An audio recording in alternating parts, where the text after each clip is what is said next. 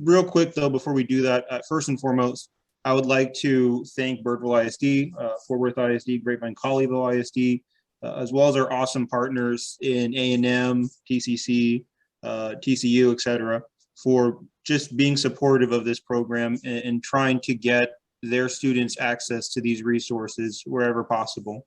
It's a big deal and we really appreciate it. Outside of that, I would really want to thank Mike. Mike's a really great guy. He's a business leader. He's a community organizer.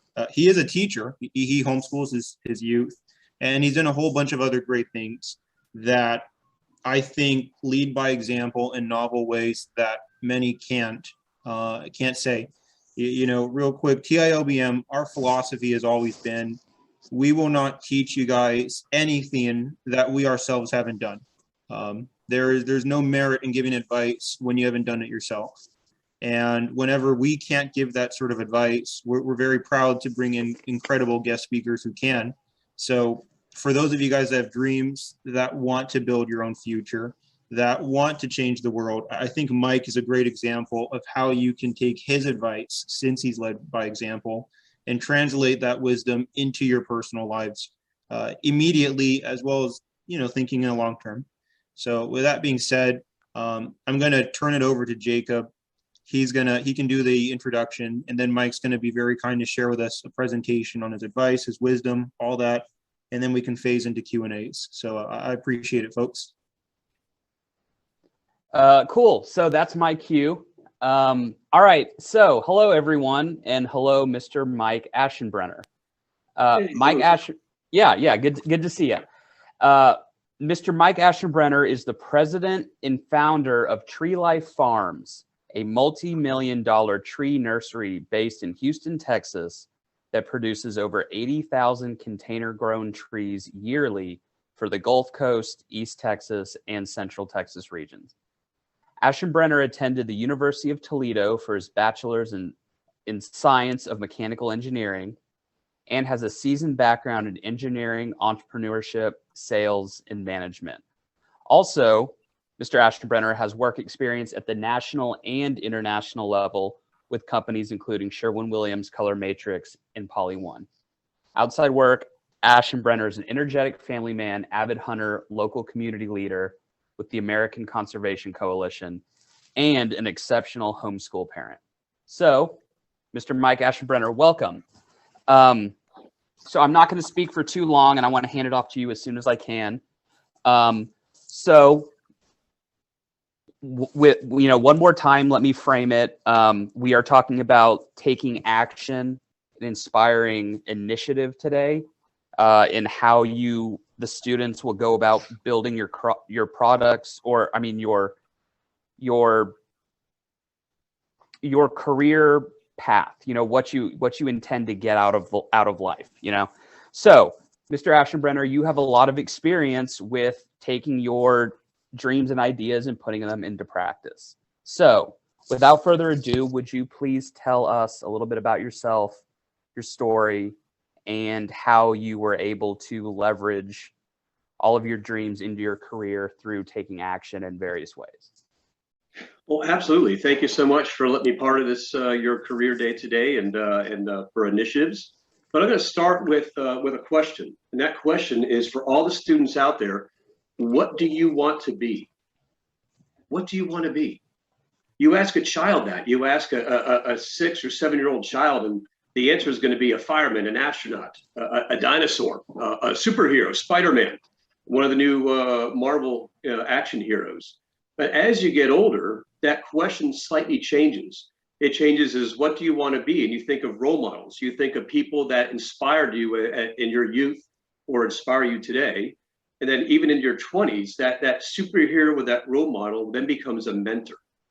We all look at someone in our lives to be a mentor, and we all look at someone to either emulate for positive reinforcement of who we want to be, or we look at people in the world and watch their actions or what they say and say, no, I don't want to be like that person. So if you know who you want to be like, the next question, and how that question evolves, is going to be, how do I have to act? And how do I have to think to become the person that I want to be? That's a really powerful question, because not many kids ever ask themselves that question. And truth be told is I didn't learn any of these questions to ask myself this till I was in my 40s, late 40s for that matter. So I'll ask it again because it's pretty powerful.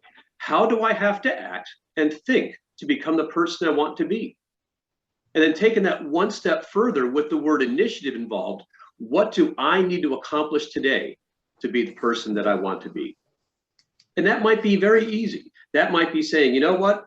I have to study a little bit more for my history test. I want to get an A in my history. I need to practice 15 more layups on my basketball team. I need to swing that bat harder next time I'm in practice. To be the person I want to be, I'm going to give slightly more. So when you think about those two questions, you have today, and the goal is do not let today get in the way of who you will be tomorrow. And that's pretty deep. Do not let today get in the way of who that you want to be tomorrow. So I'm here to talk today about those topics. Hopefully I can inspire you by my life stories, energize you, give you food for thought, and maybe some smile and laughs along the way. So you've heard that that bravado person, I'm a self-made man. I did it all myself. I came from nothing and I made it all myself. And that kind of person likes to get the pat on the shoulder and the pat on the back and say, wow, that person did it. And that last person that came up to me and bragged like that, I gave him a different reaction. I said, man, I'm sorry. That had to be horrible. Why didn't you ask for help? And you think about that from a laughing standpoint, but asking for help doesn't make one weak or seem unintelligent. Success leaves clues. So if you know where you want to go, hang out with the people who have been there, who emulate the people who have it going on. Ask that person what they do every day and how you can learn and they can teach you as a mentor. So from initiative, I'd say the best thing that you could do would be have a mentor in your life. Now, I'm an entrepreneur today, but I'll tell you what, it was a long path to get here, and I've had to learn and grow every day. And I wouldn't be here where I am today without mentors. And that's someone who inspires you. The definition is a wise and trusted counselor or teacher. And I had no idea that I would end up as owning a tree farm when I was your age, never mind in my early 20s or mid 20s. I had no idea. But I did know that after I graduated high school, I went into college. And after I left college, that education didn't stop. There were going to be people I would meet along the way that I would want to emulate, that I want to be like. And I know that career path it's not just a destination, it's that journey, it's that long process of growth daily. And the reason why is personal growth is not an automatic process. Every one of you has to get up in the morning. We have a choice to make to come to school. We have a choice to make to apply ourselves. That's not automatic. We all might have a friend or a relative, or maybe you might be guilty of a little time, like, man, I just don't have the energy, or I just don't have the ambition. But if you let that sit in your life, and then that's all you do is lay back on your laurels, that's not going to give you personal growth. You have to want it, and you have to do it every day. Even if it's just a little bit, move the needle every day. Yeah. Okay, so sorry, go ahead. Yeah, no, go ahead. So it's a desire to learn, to gain information, to grow. Everyone is here in this class because to some extent, you all take some initiative. You have that desire, or better yet, someone in your life is your champion and that sees potential in you that you do not yet see in yourselves. And embrace that.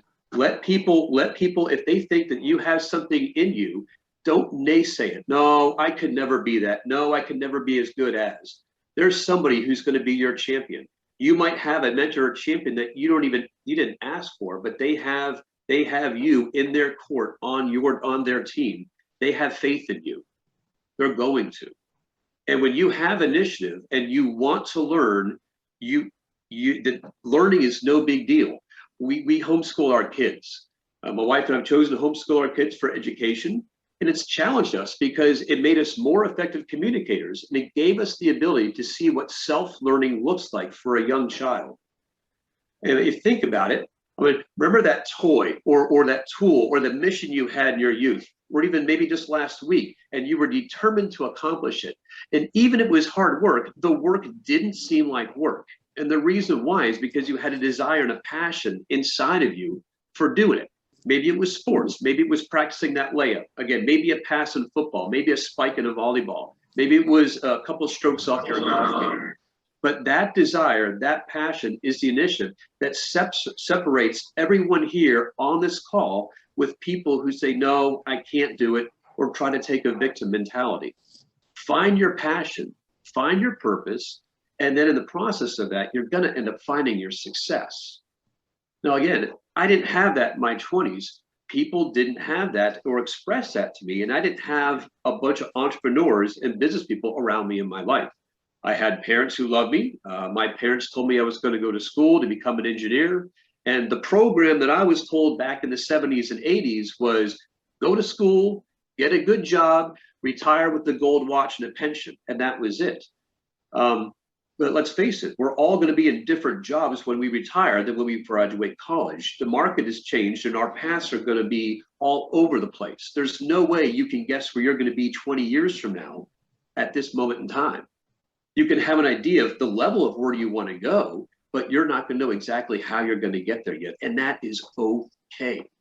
My background is STEM focused, engineering and chemistry. I went to college for my bachelor's in mechanical engineering. And it took me 5 years to graduate, not 4, it took me 5.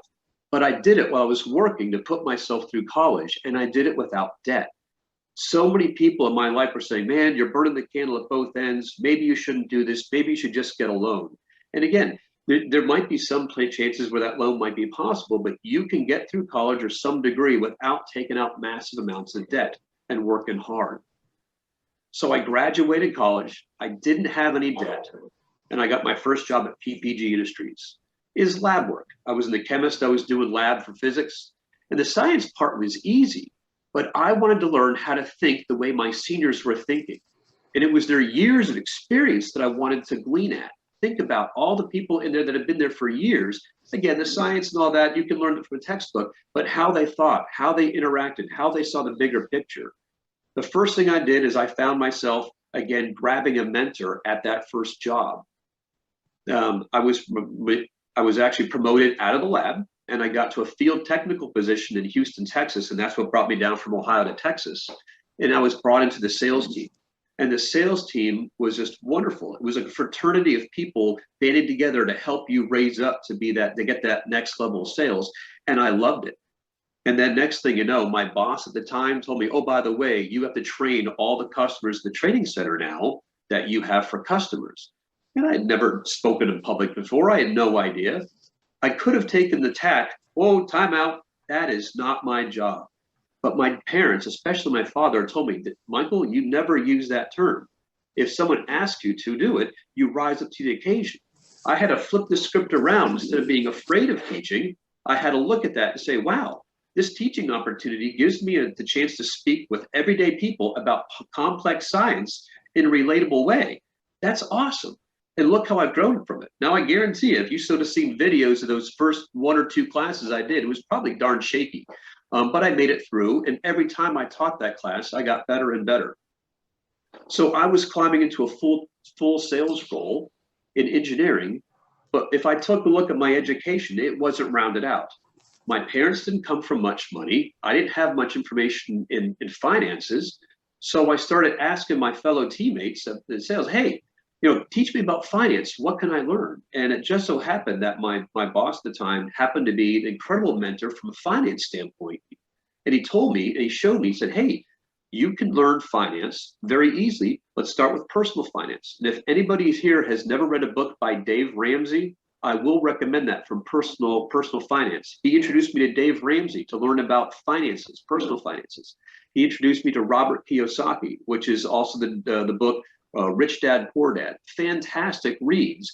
And it opened up my mind, continually learning and taking that initiative to how else can I grow outside of college. Now, this is kind of sneaky and tricky. My boss would take a book and he would open it up. And this is back in the early 90s. We didn't have cell phones. We had pagers. And he would write in pencil, when you get here, text me. And he'd hand out books to his team, and he would know who lied to him, who didn't read the book, or who actually read the book and got to that page. And if you want to have fun with one of your friends and actually think they're reading the book, do that. And I remember it was 1:30 in the morning when I got to that page. Like, man, do I text him? And my wife's like, yeah, you need to text him. You need to text him. He's going to want you to do that. And I did. But it was a sneaky way of forcing me to read it and to stay on that initiative and on that track of learning and wanting to learn. So here I was in a sales position. I have an engineering degree. I have training experience. My finances are set. I'm off to corporate USA, baby. This is fantastic. So I ended up getting a corporate role in marketing. It moved me back up to Ohio with my family. And I'll tell you what, I was that little fish in the large ocean. I probably was a pollywog. Man, I was so out of water. The culture was dynamically different. I was young. But the one thing I realized is that the division I was at is that we went through 3 division presidents and 4 directors of marketing in the 5 years I was there. It was turmoil. So I could walk away and say, man, that was a terrible experience. It was a bad company. But I didn't. I looked at it and I said, wow, what did I learn? I learned number 1, culture is not a motto or cool slogan on a wall plaque. Culture is what you and your teammates tolerate, period. That's culture. And that means if you're on a team and you have 4 teammates that show up late for practice and you tolerate it, that's what you're going to get. That means if you're hanging out with somebody from a morality standpoint, your morality is a threshold of their acceptance. If one of your friends is a thief and you accept that, guess what? That's the threshold of your morality. That culture morality is tied and true in work and in life. And think about that. Culture is what you tolerate. You can rise up to it and you cannot tolerate culture and you can move on to a place that's better for you to grow. So I realized that and I said, man, am I happy? What do I want? Well, heck, I want out of this office. I want freedom that leads me to prosperity. I want to make $1 million. So that sounds awesome, but the want and the why of the million wasn't there yet. That is not enough. You have to have more of a desire and initiative as to the why of that prosperity. But I knew that I had to take action. And I did. And I put my resume out and I moved to another job. And that was honestly, I think that would have been in 2002. There are folks that I know at that company now that hated their job in 2002 that are still there. Man, you got one life at this. Why would you be stuck at a job if you don't like it? You have the ability to make a decision. Again, I'll ask that question. What do I need to do today? What action can I take to make me the person I want to be tomorrow? So I did take that action. I went to an entrepreneur color matrix poly 1 company. It was in the plastics industry. And again, guess what the first thing I did when I got there? I found a mentor. This guy could convince me about how to be a better salesperson, show me how to be a better person with my family, with my wife, how to be more rounded individual. And it turned out that the company I went to work for was bought out by corporate poly 1. It was a corporate takeover. It just wasn't my ball of wax. And I needed to leave again and wanted to find something else. So I had to ask myself again, what do I really want? Well, I want to run my own business. I want to be with my family. I got 3 kids now. I'm traveling 5 days a week. I'm never home. And I want to do something meaningful. Now that meaningful part was really, really important because it had to be something that it didn't seem like work. Again, when you're in the zone playing sports, you're in the zone studying, you're in the zone doing your thing. Maybe it's playing video games. I mean, my 13-year-old can build Minecraft. The house could be on fire. 5 alarms could be going off in the house. And if he's building something cool in Minecraft, he doesn't hear anything. And it's not work to him. It's enjoyment. He loves to do it because it's meaningful in his mind. So again, I turned to my mentor saying, man, I got to find a new job. And he told me I was asking the wrong question. You're not going to find a position that you want. So the question is, how do I create the life I want? How do I create the job I want? Do you want to buy your own company? Do you want to start your own company? Engineering taught me to be a logical problem solver. I mean, figuring out problems logically from number one, number two, number three. But the other thing that gave me that awesome benefit of solving problems scared me. It stymied my growth because as an engineer, you have to go through a checklist of what could go wrong. Oh, this could go wrong. That could go wrong. I could run out of money. I could not get a customer. I could lose a big customer. I could go broke. I might not be able to pay rent. What if I can't find employees? And you get that negative spiral in your head going down and down and down. You have to stop that. That doubt is your fight or flight response. Growth is difficult. And your body didn't want you to grow. So you're trying to put up all these reasons not to do it. It pushes you out of your comfort zone. When I finally decided to make that jump, make that leap, I had met the farmers a year before I actually purchased the farm. So I saw the owners. I knew I was going to buy this business. I was going to make this work. And I put the business plan together and I submitted it and it was rejected. I sat down again, I put the business plan together, and it was rejected. This time, I'm going to make it work. I sat down, put the business plan together, and it was rejected. Again, 3 times. I couldn't get the loan for my business. So I called the lending manager and asked for her manager, at the time was the top dog at this bank. And I said, hey, why didn't I get the loan? And he said, you know what? I've been doing this job for 15 years and no one has ever called me to ask me why I didn't get the loan. Now, the answer is irrelevant, but I took the initiative to find out what the answer was. I took the initiative to find out. I had a conversation with him. At the end of the day, he told me that I was an engineer and didn't have farming experience, but he believed in me and he believed what I did, but the bank and the board said no. So I had to go back and figure out how to do this. When you have that dream, do not let these setbacks push you back or get you off your edge. I took a picture, a Google Map picture of the farm. I printed it off my computer. I took it over to Office Depot, posted it on make a poster of it, and I put it on the wall behind my desk. And I stared at a picture of that farm, a global satellite picture of that farm for 8 months, trying to find out how I could make that work. And through negotiations and talking to the owner and with the banks, I was finally able to get that loan to make it work. But I didn't give up. Don't let those setbacks throw you back. You miss every shot that you choose not to take in life. If you choose not to make that phone call, you choose not to make that shot, you don't get it. You're going to have your ups and downs. You take a look at Thomas Edison, and during a reporter, you could look up his quote, is that he said, the reporter says, hey, so Thomas, it sounds like you failed a whole bunch of ways and you kept failing and kept failing. And he said, I didn't fail. Failure is when you stop trying. I proved 10,000 ways you can't make a light bulb before I succeeded. And that it's so true. He didn't give up. He always wanted to try.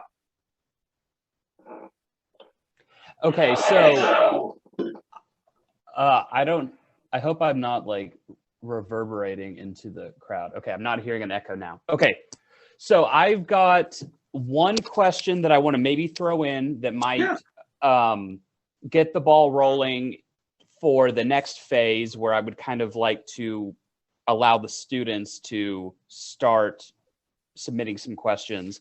But there's something that I honed in on that I'd maybe like your elaboration on. So this, I think I would like to make this relate to everyone in the sense that some of us will be entrepreneurs, some of us will be, some of us won't. That's not the point of this program necessarily, but the point is to take action. And there's something that you pointed out that I want to flag. Sure. In no case when in your career were you ever quote unquote ready. Like you didn't have enough of those qualifications. You didn't have all of the knowledge. You didn't have all of your ducks in the row every time. Or when you thought that you did,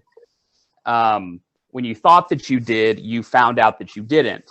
Not only that, the things that you took on in your life, you took them on even though you didn't have it all good to go. So the thing that I jotted down is that you learn by being overworked, like stretched to your limit. Yes, and I think we all do to a degree, and it'd be like in a physical condition when you work out, you grow your muscle when you stretch that muscle to fatigue, and then it heals and it grows back. And in business, whether you be an entrepreneur or trying to make that next level in the company you work for, if you always think that you got to wait till you're ready, you're never going to be ready. And I'll put it this way. I mean, Steve Jobs did a wonderful job saying this. Like, if I want to get in the car right now and I want to drive to New York City, I don't need to know what highway to take when I get through Tennessee. All I need to do is figure out how to get out of Texas and what road to get on today. I don't have to worry about construction that might hit in Pennsylvania. I don't have to worry, but I got to worry about the first step today. Steve Jobs said that, and the way he related that says, when you're on the path for where you want to go, the dots never line up. You're never going to have everything ready. It's never going to be perfect. You can't wait for it to be perfect. You have to have faith to make the step. And then when you get where you want to be, you're going to turn around, and in the rear view mirror of life, you'll find the dots did line up. You just didn't see them at the time you were going forward. So then is this something, so is this the thing that people, one of the things that people have to learn, and if they don't learn it, you know, some of us won't learn it until we're 40, you know, those things. The other thing that jumped out to me was that your opportunities seem to present themselves to you when precisely because you might have been the only person that was going out of their way, challenging themselves in that way. The whole book thing, it's like, text me when you get to this part. It's like, I would have failed that test, you know, like, I'm being honest, like I skim things. You know? I do that to my kids. I do it to my kids. Yeah. So obviously these are things that maybe, I guess what I'm saying is this kind of mindset, do we as humans have this by default, or do we, I mean, I guess to your point, it's a muscle. It has to be developed. Yeah. Okay.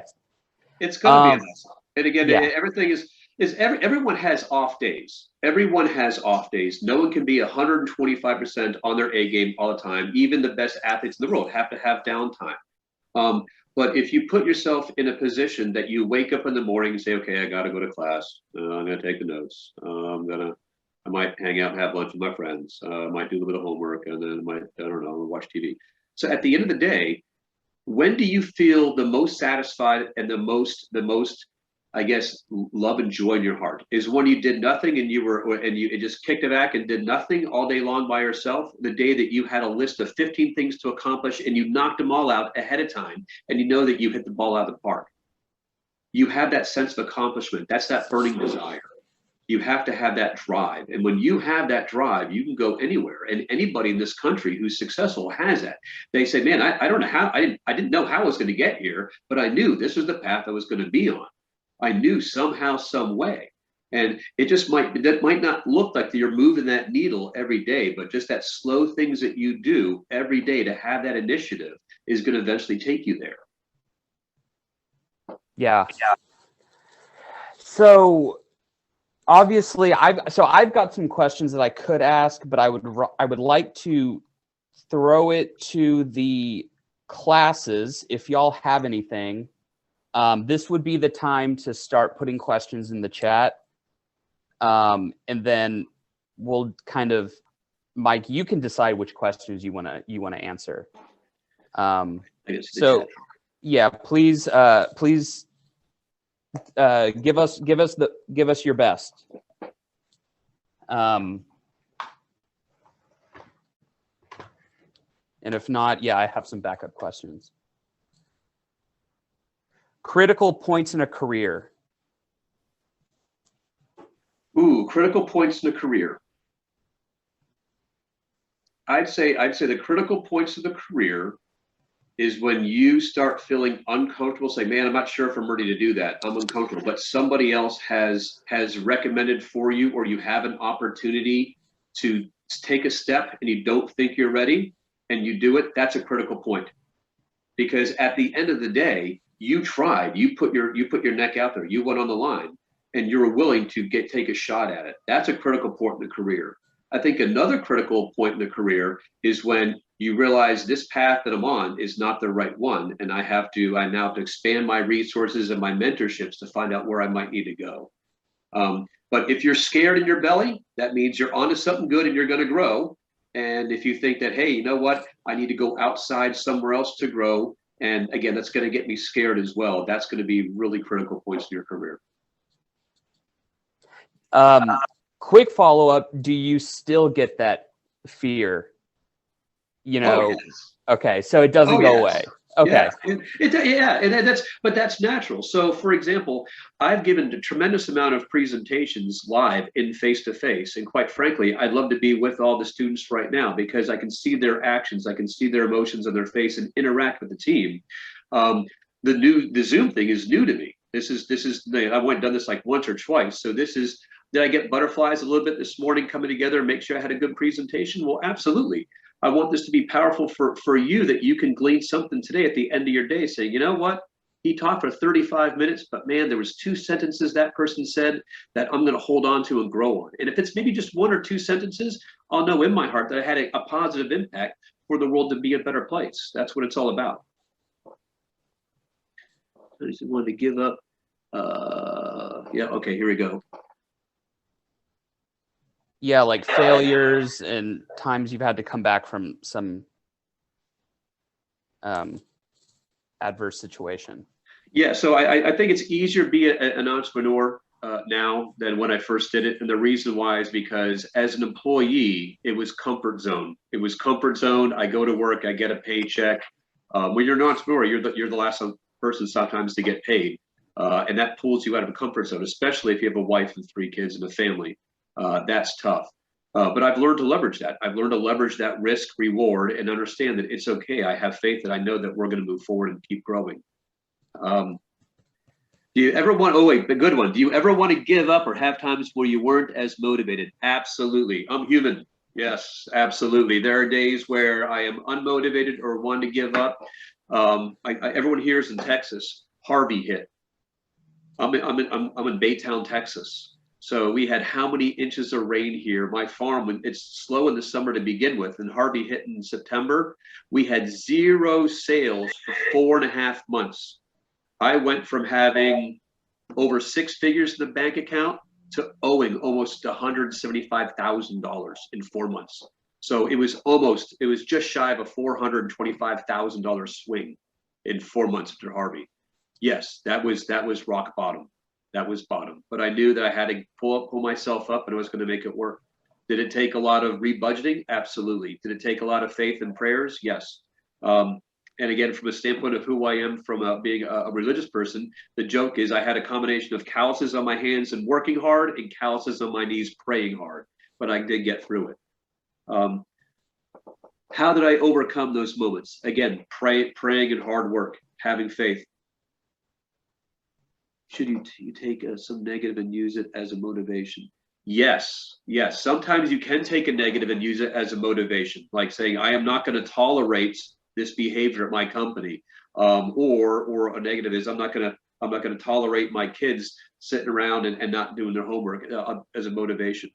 But the motivation has to come from having an active conversation about and asking your kids why aren't you motivated today versus you need to get off the couch, you need to do homework, I'm going to start yelling at you, because that doesn't motivate people. That puts people in defensive. I did see one about how to start a business. I think there was one, a mention of a clothing line perhaps, because you talked about business models and them failing. Could you say anything about trying to start a business and trying to get a business plan off the ground and funding and all of that? So the biggest thing about starting a business, or the business I purchased, was already in existence. So I purchased an existing business. But before I did, I had that map of the farm I wanted to buy on my wall. I stared at that every single day. I wanted to see it and feel it and believe it and know that it was going to be mine. And then I had a list right next to it of who my team was. If I ever had a question, I had a person who was a mentor and in other entrepreneurship who was in business and property. I had a real estate investor that was a good friend of mine. So if it was a real estate, I got to ask them a question. I had a good banker on my team, and I had a good accountant on my team, and I had a good lawyer. And I also had a colleague and a friend. Now, a friend tells you what you want to hear. A mentor will tell you what you need to hear, sometimes when it can be painful. But I knew that there was going to have to be a fine line between those friendships and mentors, that if they told me that I was doing something wrong, I couldn't get all hurt and offended by it and walk away. I had to hide my ego and push that down and say, okay, they see something that I don't see. How can I adjust and see what they see? So having that team, again, success is not a one person ride. Success is a team of people. And the more people that you have on that team marching in the right direction, the faster you're going to get there. I saw one question. How about this? Were there people in your family or in your life, like your peers or people that you maybe thought were friends, that would wanted to maybe see you not succeed? Like, were there people that tried to get in your way? Absolutely. And what is that like? Yes, some people will get in your way, and there are going to be loved ones in your family. And there's a term for that, and the term is called crabbing. And if you've never heard of it, you can look this up on Google or look it up on Siri. Is that on crab ships, there's a big box when they catch crabs. And if I put one crab in there, the size of the wall is only about maybe 10 inches high, 12 inches high. If I put one crab in there, the crab will run out. If I put two in there, when one crab starts to leave, the other crab grabs it and pulls it back in. This is a natural phenomenon. No one taught these crabs how to do this. Now you have 100 crabs in there. If one crab tries to escape and get away, eventually the other crabs will pull so hard, they'll pull the actual other crab's arms off. It's a crazy scenario. But humans, especially loved ones, will do this to you as well. Oh, I can't believe that you're leaving that engineering position. Well, your dad and I wanted you to be an engineer for years, and you were doing so well, and why would you give that up? And they mean well, but they want you to live their dream, and you have to figure out how to live your dream. So they say, Mom, well, you did. You gave me a great start. You gave me a great education, showed me that I could be an engineer. And now I'm just taking it to that next chapter. That doesn't mean I'm no longer an engineer. I'm just going to apply that logic to another point of my life and having that conversation. Because if you start butting heads over it, you're going to break a relationship up. You don't want to do that. You're also going to have friends like, yeah, well, I want to see Bob leave, or Bob make it and be really successful. But at the end of the day, if two people were at a plant, they're both line workers, they're both making, I don't know, just make grins and giggles, $15 an hour. And one guy says, I don't want to be here. I'm going to leave and I'm going to go get a better job, and gets a better job. Two people have to make decisions. The first person made a decision to leave and go better themselves. The person left behind has to make a decision to accept your decision of bettering yourself, or not accepting that decision and not hanging out with you anymore because they feel like they were betrayed, because they want to stay down where they are and they don't want to rise up with you. So you can still be friends with those person, but you need to surround yourself with people who want to let you rise up and want to high five you. So when you get a new sales position and you ring the bell and you get a great commission check, you don't want people going, well, I don't know, that person really didn't deserve it, and they're actually poo-pooing your success. You want your best friend to high five you and say, man, congratulations, show me how to do it so I can do that with you next year. And that's what that teamwork is. That's that camaraderie of that shared spirit of drive and initiative. Yeah. I hope this is, just looking by the chat, it looks like everyone's getting quite a bit out of it. Are there any more that jump out? How do you know your job was a perfect fit for you? How do I know that job was a perfect fit? I don't know if there's ever a job that's a perfect fit. There's always ebb and flow. You're going to have to figure out, it's like saying, how do I find the perfect spouse? So if for the guys out there, my wife is 10% of her is off, but I love the 90%. And for all the women out there, I'm 90% off, but my wife loves the 10% of me. So that's just the way it works. You have to find the love of that 90% or whatever you want and ignore some that just might not be the best fit. I saw here, be a SoundCloud rapper. That would be fantastic. My wife's cousin is actually a DJ that opened up and toured with Pink. So he took a completely different path. He actually used music and he went that, and he's highly successful, fantastically successful. But he did what his dream was and kept on working at it. Steps now to lead me to a successful engineering career or as an entrepreneur. If you go engineering or any kind of STEM, that first job that you get, always be, I call it sponge mode, absorb everything you can. And again, the science and the math are the easy parts. It's learning the different nuances of everyone's personality and how they fit in that engineering cog. Once you figure that out, you can take that engineering degree and jump into business and be an entrepreneur. And I'll tell you what, it's a fantastic combination.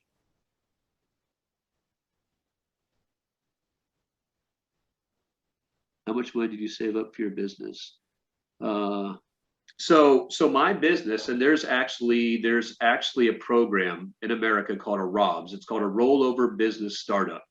So in America, when you go to work for a corporate 500 company, you get an IRA or you get a 401k.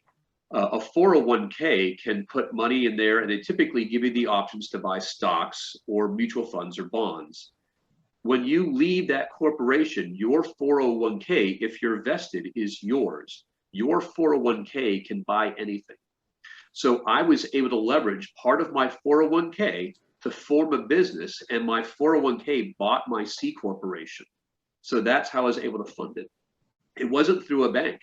I had to find out, working with bankers and working within the law, of how you can fund C corporations. But that's how I did it. And I could not have done it in my 20s. I had to wait till I was in my 40s after working for corporate America for almost, 15, 17 years before that 401k had enough money to do that. But the nice thing about my farm is that when I move out and when I sell it, I take that money, it goes back into my 401k tax-free, and I grew it tax-free until I'm 59 and a half. So that's how I got funded off the farm. Yeah, so I guess I didn't know that a 401k could be used for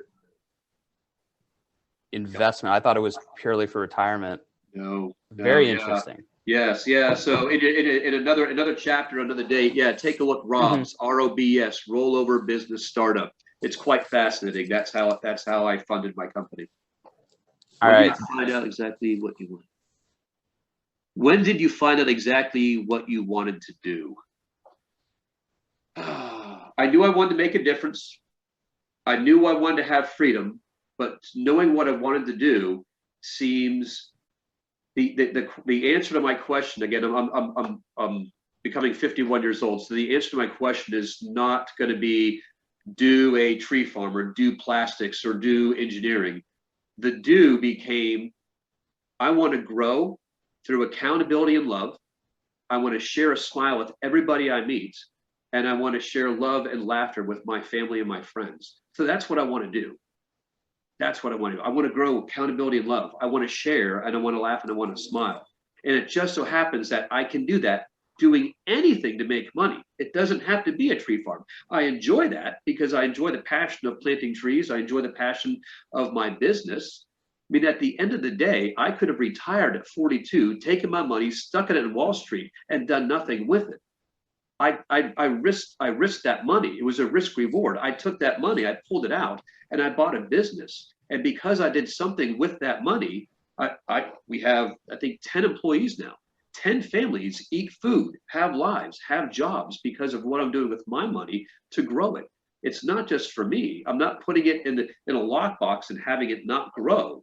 I'm pulling it out, and I'm letting it flow, and I'm letting it multiply. I'm letting it bless other people, not just myself.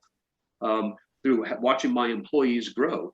Maybe being at my farm is not their ultimate destiny. I don't want it to be. If they can move on to another step in their lives to better their families, I want to give them every tool in their toolbox to go ahead and be the best they can be for their family as well.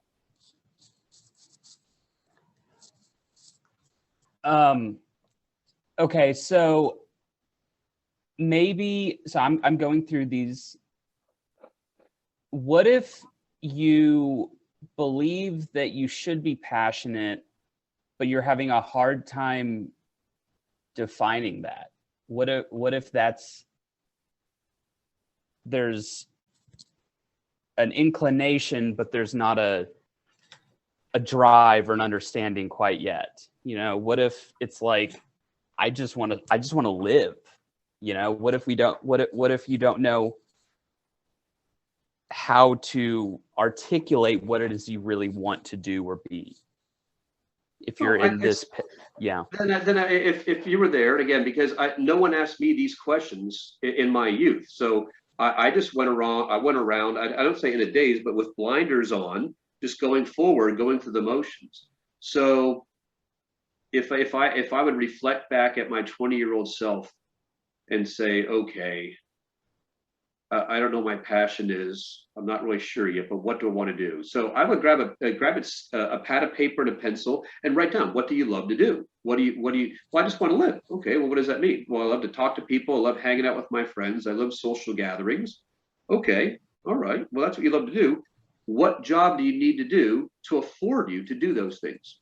So your job might not be what you're passionate of. Your job might be, how can I earn enough money so I can do the things I love and build that network of what I love?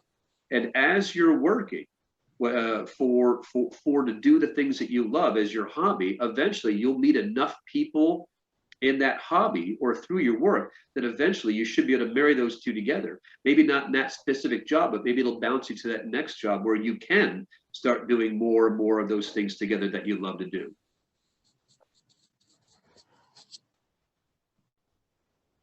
Here's a good question that I think you could answer very, very elegantly. What if you spend all this time working and it doesn't work out? Is that sunk costs?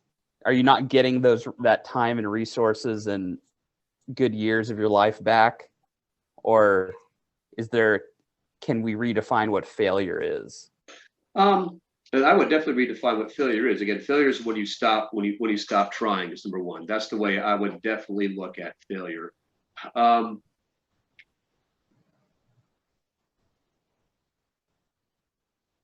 If I would have given up and when Harvey hit and said, no, I'm going to cash my chips in, I learned a lot, it's okay, I would have found something else to do.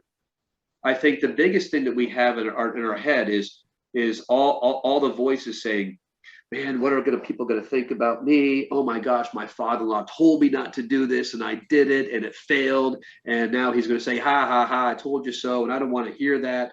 Don't worry what people think. It's okay. It's okay. You did what you had to do. And if you failed at that one, I guarantee you're going to be smarter the next time you try something and you're not going to fail that same way. There's an Austin, Texas businessman, and Keith Cunningham.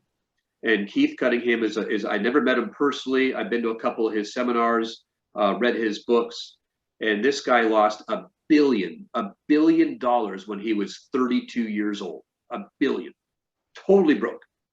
And he went on the sabbatical. He came back. He made his way back into it. Got back into business. And he was doing a radio interview, and he sat down and he looked at the jockey. He says, all right, the first thing you don't say is, don't ask me, hey, you lost $1 billion. How does it feel? Don't ask me that question.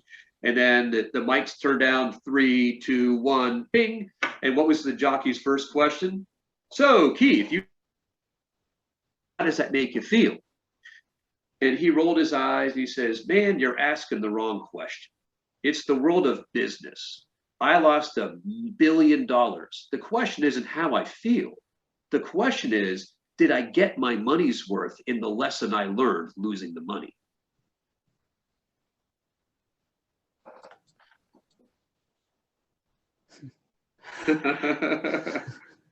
Yeah, I'm just taking it in. I lost $1 billion. Well, yeah, but did I get my money's worth? Yeah. So don't worry about it. That's okay. Yeah. So if you lost $1 billion, okay, so here's the good news. Did you lose the ability to know how to make the billion?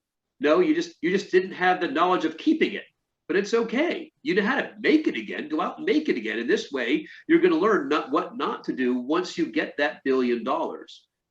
So, what's my opinion of cryptocurrency? Ooh, man, it's obviously a force out there. We are going to start going more and more to digital currency, but I don't know enough about it. I need a lot of you young techies out there to teach me more about it. I wouldn't be able to do that myself. Let's see. How would gain $1 billion back if you had season of loss and then gain a season of gains? You're always going to ebb and flow. You're even the stock market doesn't always go up and up and up. You're going to go up. You're going to go down. You're going to go up. You'll go down. And over time, you want that to be an upward trend. And I think that's the way it's going to be in business, as well as what you make and what you might have a year where you're making a loss. Oh no, he was in debt. Yeah, Keith Cunningham was in debt. Now it was called phantom taxes. So not only did he have lost $1 billion, he had to pay ghost tax on the money in the real estate that he didn't own anymore. Again, Keith Cunningham, he is an incredible speaker and auditor.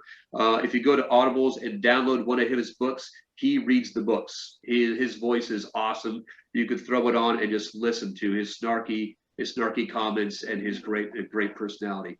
I would definitely recommend him for a business standpoint. How will or will he?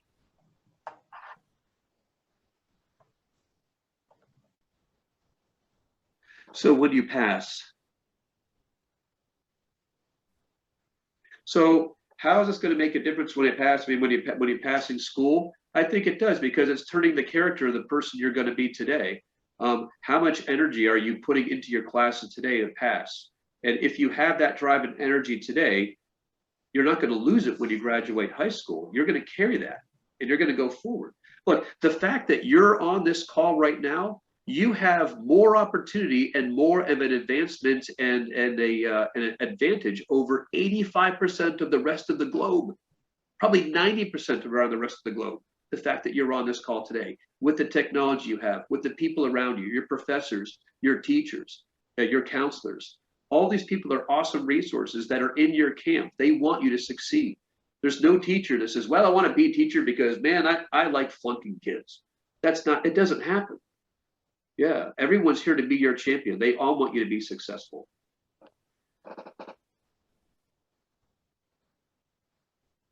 What other authors or books do you recommend for a young investor?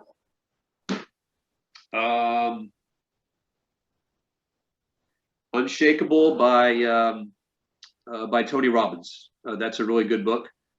Any kind of personal finance by Dave Ramsey would be a great book. Anything by Robert Kiyosaki would be a great book, because Robert Kiyosaki defines income in different quadrants: being an employee, being an investor, being a business owner, and then being the president of a business. And there's nuances, but that's a great book to read as well. So any of those books be fantastic. Any book by Bob Proctor would be another author, and I guess a self-help and internal growing guru that I would recommend without a doubt.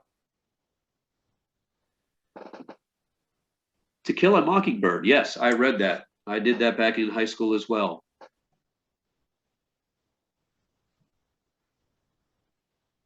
Does entrepreneurship need luck as well? I'd say yes, luck. But let's use a quote from the movie The Incredibles: "Luck favors the prepared." So if you're prepared and you have done your homework and you've studied, yes, luck. There's a little bit of luck, but if I didn't prepare and to prepare for something, that luck wouldn't count. That luck is only like maybe 5% of it. The rest of it is the hard work and the preparing. Yeah. Do I think social media is a must when it comes to business? Yes, more so today than yesterday. And truthfully, I know from a standpoint where I'm lacking in my business is that I don't have that skill. I need to hire somebody from that younger generation, whether it's going to be my kids or maybe somebody in their 20s who just graduated college, or maybe even a young high school person, to help me build that social network up, not only in Facebook, but also LinkedIn is a very good professional one. and then my website. So I know that's where my lackings are, and I have to raise it up because that's the direction of the market and just society in general. What if I do everything in right but still fail being an entrepreneur? I would love to say that I failed because I tried and failed to then be 100% awesome at mediocrity. So the person who sits on the couch says, yeah, I didn't fail. Yeah, but you didn't get off the couch, man. I tried, it didn't work. You know what? I just figured out that I can't do it that way. Next time when I get off the couch, I'm going to do it differently. It's okay. Watch. That's okay. Failure does not mean that you didn't hit the mark. Failure is when you stop trying to hit the mark. That's a real paradigm shift, or a real change in thinking. We think of failure as the outcome. We don't think of it as the intent to keep moving, or the lack of intent to keep moving. So yeah, and we look from a school, but school does that. I mean, school, when you're in school, you're a one-person team on your tests. When you get out of school and you're in business world, it's open book. Not only is it open book, it's open neighbor. You don't have to do it in a silo. You can ask people. Success leaves clues. And the one thing that history taught us, or at least the media tried to teach us even 20, 30 years ago, you all heard the book of Ebenezer Scrooge, is that, oh, these rich people are miserly and they don't want to share. And that's just not true. You find somebody, a successful person in business, and you sit down with them and say, hey, can I buy you a pizza? Can I buy you a coffee and just learn about what you do and how you think? And they would love to sit down and teach with you. They love to. Because no, I didn't do this myself. My mentor showed me if I can show or inspire somebody else to do their path and to rise up, man, I've had a successful day. How did COVID affect my business? Positively. So again, the negative side would be that a lot of my tree plantings for public parks were canceled because it was a public park planting with the community. So the city of Houston couldn't host it. They couldn't gather people.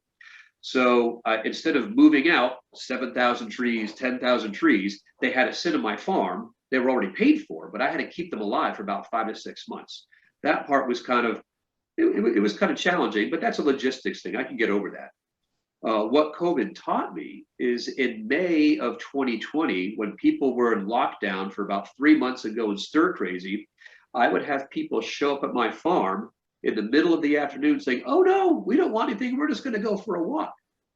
Well, that's not the kind of farm that I have. I have tractors, I have trailers, I have semi-trucks zipping around in and out, and my insurance wasn't going to pay for that.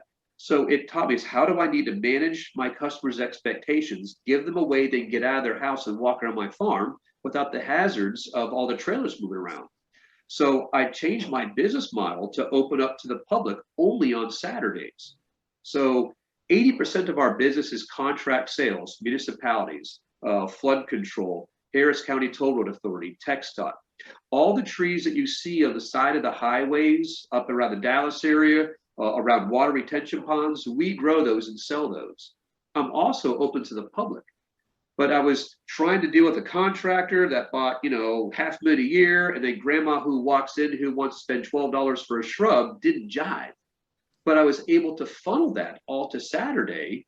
I was able to put myself in the spirit of working with a walk-in customer, putting all the heavy emails off the side, and build that relationship with my customers on a Saturday with my kids to do walk-in business. And that part flourished.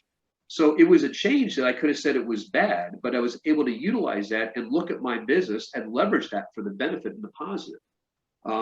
Because our trees are alive and it's considered a crop, we were essential. I didn't have to shut down. All my employees came in, all of them still worked every single day. If they wanted to wear a mask, they could. But at the end of the day, we're working outside of the farm. If you're closer than 6 feet to somebody and you're talking, that means you're not working. Separate yourselves out and work. So it actually did beneficial. And not only that, but I had 2 part-time employees that their part-time jobs went away. They didn't have full-time work anymore. I was able to take them on and bring them on full-time, which was a help for me. It was a blessing for them because they was able to cover for that lack of paycheck they no longer got from their old job. So I think we have run out of time. It is 10:30. So I'm going to ask you one last question. Is there anything, if you could give us, me and the students, one thing to maybe think about throughout the next week, or maybe one small thought exercise or something we could do, write down a list of who we want to be, something like that. Do you have anything you could give us to take with us? Yes. How about I'll give you three. And that was my opening question to you is how do I have to act and think today to be the person I want to become? Now say that in the past tense before you go to bed. Did I take the action to do the things required to be the person I want to become? Did I take that action? Did I act and think like the person I want to become? And again, I'm not perfect. I mean, there's times I'll lay in bed like, no, man, I snapped at my kids. That was not the way I should have reacted. I reacted. I didn't respond. I don't want to be that. I'm gonna have to make amends for that tomorrow. I wasn't perfect. But the other thing I'm going to lay out there is that we have one life. Your life is your movie. You are the star in your movie. And if you're not the star in your movie, that means you're just an extra in someone else's. So your life is your movie. You have the ability to control it. You be the action star. You be the star in your movie. Because if you're not the star in your movie, you're just going along with the masses in this big school of fish and someone else is pushing in another direction. And before you know it, you're just an extra in somebody else's movie. No, be the star in your movie. Yeah, I don't think it gets any better than that. That was perfect. That was a mic drop moment. There you go. Good. Yeah. Okay. So thank you so much, Mr. Aschenbrener. I am sure there are a lot of students that wish they could have asked their question. So I will go ahead and throw this out there. If anyone wants to follow up with me or Christian, we would be able to pass that information along and maybe get your question answered when it's more convenient, just for everyone that wasn't able to get their question answered. But a lot of that stuff we'll also be talking about in our Parchment program as we go forward. So hopefully everybody got something out of it. Mike, thank you again. You have blown our collective minds, and I hope I'm inspired. So I'm sure everybody else is too. So again, thank you. Let's do a muted round of applause. Thank you for your time, everyone. Have an awesome day. Have a great weekend. Thank you. Yep. See ya. Take care.